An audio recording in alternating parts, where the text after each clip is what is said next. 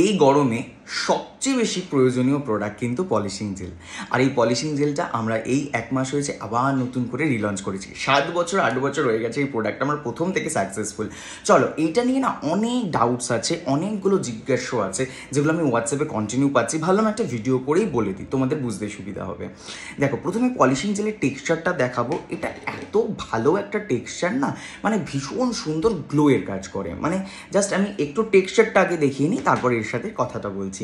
দেখো, এই জেলটা না ভালো করে অ্যাপ্লাই করবে, আর অ্যাপ্লাই করতে করতে ভ্যানিশ হয়ে যাবে। এটা আর কিচ্ছু পাবে না, একটা মানে ওয়াটারি, একটা হাইড্রেটেড একটা কিন্তু স্কিনের মধ্যে এটা টেক্সচার দেবে। তো এটা ফেসে, গলায় করতে পারো, হাতে না, আমি হাতে অ্যাপ্লাই করে জাস্ট দেখালাম জিনিসটা। এবার চলো এটা নিয়ে বলি। দেখো, এটা কখন এবং কারা ইউজ করবে?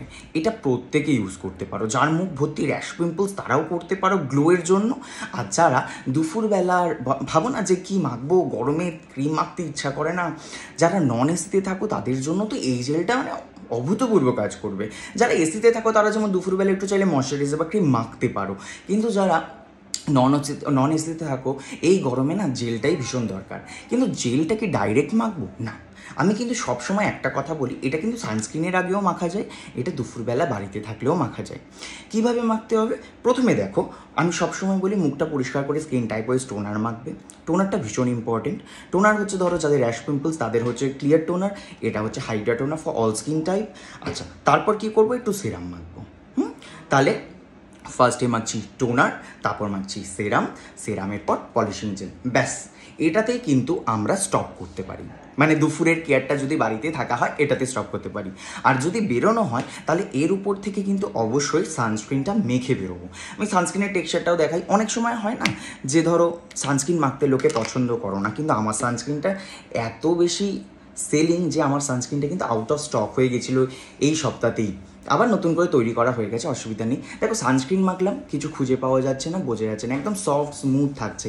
তো এরকমই কিন্তু সবসময় থাকবে। মানে আমি আবার বলছি, সকালে যদি বেরোই তাহলে টোনার, সেরাম বা জেল যে কোনো একটা, আর তার উপর সানস্ক্রিন, এটা ভেবে বেরিয়ে যাচ্ছি। দুপুরে যদি বাড়িতে থাকছি, টোনার, সেরাম, তার উপর জেল। এটা হচ্ছে নর্মাল স্কিন, ড্রাই স্কিন, যাদের র্যাশ পিম্পলস হয় না তাদের।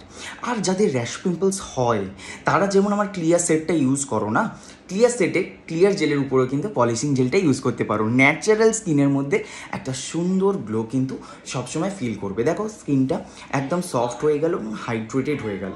তো এইরকমভাবে কিন্তু তোমরা ইউজ করতে পারো। আই থিঙ্ক এবার বোঝালাম। তো পলিশিং জেল কি রাতে ব্যবহার করার দরকার আছে? চাইলে করতেই পারো নন এসিতে থাকলে। এসিতে থাকলে আমার প্রয়োজনীয়তা নেই জেলের। রাত্রিবেলা জেল, দুপুরবেলা, সকালবেলা ইনাফ। রাত্রিবেলা কী করবো? কেউ অ্যান্টি এজিং ক্রিম মাখছো, কেউ ট্যান ক্লিয়ার ক্রিম মাখছো, তো এগুলোতেই ঠিক আছে, আলাদা করে লাগবে না। আর যাদের সেন্সিটিভ স্কিন তারা ওই রাত্রিবেলা ক্লিয়ার জেল মেখে পলিশিং জেল মাখতে পারো। পুরোটাই আমি কিন্তু আলোচনা করে দিলাম তোমাদের যেন বুঝতে ভীষণ সুবিধা হয়। এরপরে আই থিঙ্ক কোনো ডাউটস থাকবে না। আবার বলে দিচ্ছি, polishing gel for all skin type, একদম বাচ্চা, 5 বছরের বাচ্চা থেকে 70-80 বছরের মানুষও কিন্তু এই জেলটা ইউজ করতে পারবে। মানে জিজ্ঞাসা করার দরকার নেই যে আমি কি মাখতে পারবো, সবাই মাখতে পারবে। হোয়াটসঅ্যাপ নাম্বার রয়েছে, যে কোনো সমস্যার জন্য জানাতে পারো, আমি গাইড করে দেবো।